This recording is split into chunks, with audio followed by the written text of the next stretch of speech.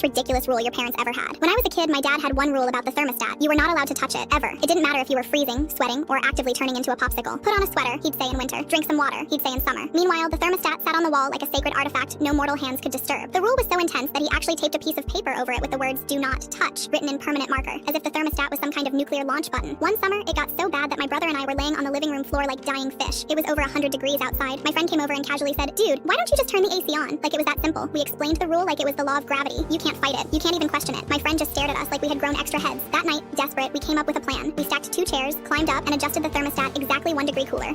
Just enough to maybe survive the night without dying. The next morning, my dad walked into the kitchen, sniffed the air like a bloodhound, and narrowed his eyes. "Who touched it?" he asked. We froze. My brother immediately cracked and confessed everything. Dad walked over, peeled off the paper sign, and stared at it for a second. Then he sighed and said, "You know, I don't even remember why I made that rule." Turns out the thermostat had been broken when we first moved in years ago, and he was just paranoid about it ever since. We've been living in self-imposed climate torture for absolutely no reason. What's the most